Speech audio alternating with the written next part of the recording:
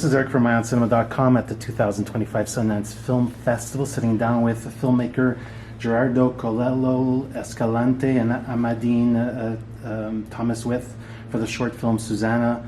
And congratulations is in order because last year you had another short film. You as director, you as producer. This time the tandem is slightly different. You're both directors on board this one. How is it working together in that capacity? Well, it was exactly the same as in Viaje de Negocios. We basically work together in every capacity on the projects that we've done. So, and we split our credits based on different things at the end, but it's the work, the bulk of the work is the same, and we're both just like creatively contributing to every aspect of the film. This film, like thematically, it was just, we came up with it together, and thematically it was so like close to both of us, and the bulk of the work was just like, we both did absolutely everything. And seeing that you're from an acting background, you have a lot of acting credits, and you've worked on some really cool films as a second AD. One of my favorites. First AD, sorry. Tin and Berry, Reality. These are like Shiva Baby. These are great indie films. So when you find your actress, I mean, she's just iconic. Just you see that face and you fall in love with her right away. What was the process of first finding that actress, but also the locations? If I remember correctly, your previous short, it's less about the chemistry or the blueprint that's out there. Here I felt as if we're going on a real field trip, and there's a whole bunch of reasons for that field trip. So I want to just get a sense of coaching this actress, and also the locations and the backdrops, and the importance of having a lot of different representations of what a gringo-like land might look like. Well, we found the actress just searching on IMDb, to be honest, and we reached out to her via IMDb. She had contact information there, and she's kind of an actress that, like, you've kind of seen her and stuff. She's in a lot of commercials. She has some small roles in various things, and we just thought she was perfect for the kind of character that we wanted to explore. And so we found her when we were still in the writing process for Susana, and so she becomes, in a way, she becomes like that figure. You're thinking of her. For sure. Yeah. The script was made with her in mind, and it was her first time to Mexico, so it felt like almost documentary in some ways. Yeah, fish out of water. She's finding her bearings, the 7-Eleven, like that's authentic, Definitely. Yeah. And she's a veteran actor, so she knows what she's doing, and it was really just like such a joy to work with her. Yeah. And regarding the locations, I can talk a little bit about that. We wrote every single location you saw the film was our first option of where we wanted that to be. And we wrote them very specifically in mind for places that we know in Mexico City, and also places that are in transition and that, like, have started to get gentrified, or, the populations going there has started to shift and change, and we really wanted to shoot in those places that have changed so much during my lifetime. I grew up in Mexico City, and, a lot of these places look completely different today.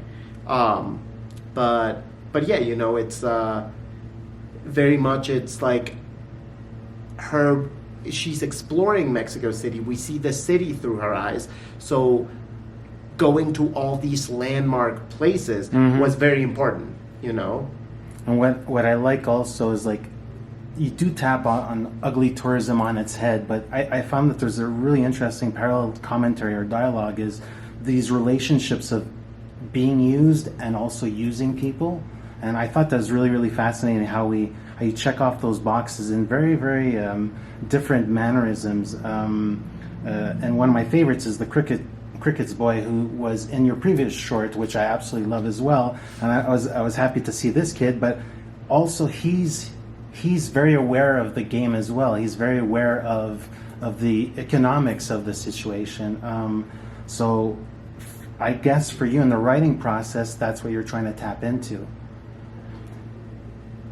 Then going to the technique. So what I really appreciate about a film like this is the sight gags. Now, it's how you'll frame a camera, the editing, how we'll go from one shot to the next.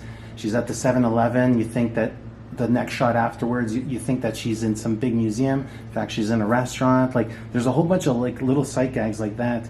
Tell me about creating the narrative blueprint, especially with the comedic elements. There's a whole bunch of different comedic tones or comedic tools that are being used.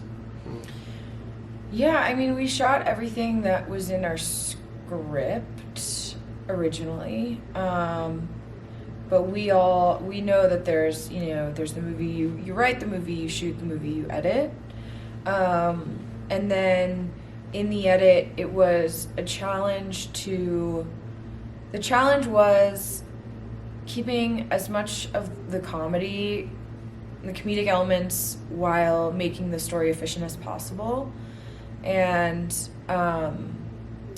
we had our actors were amazing and so funny, and they improvised a lot, and so I think that was a bit of a challenge for us to kind of make the story concise and clear, and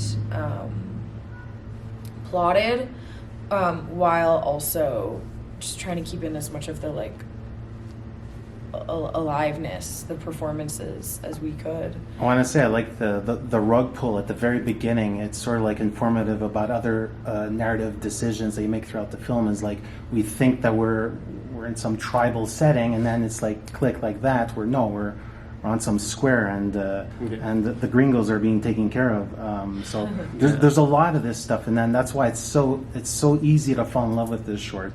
Yeah, there were a bunch of. We had some like visual jokes that came from like shot listing. Some came from script, some came from shot listing, and then others came through the edit. But it was very much, that was probably the funnest part of like that aspect. Just coming up with what are we going to cut from this? Oh, it would be funny if this cuts to that. And a lot of that did make it into the final So film. a little bit of room for experimentation in the edit. Yeah, and since I edit our films, like, we're always shooting for the edit. Yeah. So we're always thinking about, it's kind of like a seamless process, I guess. And this is back-to-back shorts within a small time frame, I imagine. Getting into Sundance a second time, it's like that emoji, head explodes. I mean, how does it feel to be validated for a whole bunch of reasons? Like, what was that response like for you guys? Just like that email or that phone call? Because I mean, it's a needle in the haystack the first time. Yeah. It's doubly impressive a second time. I can talk a little bit about that. We got our call for Viaje de Negocios while we were making Susana. Wow. We were in pre-production, and we were, at the darkest time where we hadn't found all of our collaborators yet. We didn't know if it was going to fall through our hands. And we got the call from one of the programmers, and, it was such an amazing moment. It was very validating, and it just gave us the courage to go forward and go, continue with it. And we were editing Susana while we were at Sundance with Viaje de Negocios, and we spent a few more months like editing and finishing post-production, and it was a completely surreal moment to get the call again for this film. Making films is very hard. Making short films is incredibly hard. Every second counts. Unless you have a big pile of unlimited money. But if you don't, then, every second counts, every favor is important, and you never know if it's going to pay off, if it's going to work. You're just taking a leap based on this idea, based on, your need to tell this story. You want to share it with the world, and to have it be recognized, and, to have our work be recognized twice is, like, it's amazing. And just as a comparison points, I feel as if both films, there's a deeply human approach or POV from you guys, but tonally they are different. One's much more cerebral and almost sad and melancholic. This one is too, to a certain degree, but there's a lot more hopefulness and joy, I want to say. what are things that you might be, are you looking towards building a feature? I imagine that you guys are collaborating the same way or the previous way. Like, where are we at right now? Yeah, I mean, kind of our ethos is to make what you can with what you have. So we have another documentary short that we're working on. We have another short that's ready to go. And we're working on our features. Obviously, we want to go to feature land. But we really, I think both of us we've been in the film industry for over a decade. Yeah. And we've spent so long just like working really hard, learning, and dreaming about making films. Yeah. And I think now that we have this bit of momentum, we just want to like take the ball and run. And it's very important to us to just have like many different projects and like not limit ourselves, because there's so many limiting aspects to this industry. Yeah. And challenging like obstacles. So we don't want any of those to come from us. Yeah. So we have a bunch of things that we're working on. There's a bunch always. of feelers out there. Yeah. But it's yeah. nice to have like a double calling card in a way. Yeah, totally. And as far as genre goes, and like we don't want to limit ourselves in any way. Mm-hmm. Like the third like narrative short that we have It's very different. It's very different Yeah. from both of these. So I guess they're all, we like getting close to characters, and we like being honest to their feeling, their Yeah. experience. Yeah. But other than that, I would say, and casting is very important to us. Like, we really want to find a vehicle to tell this story. Yeah.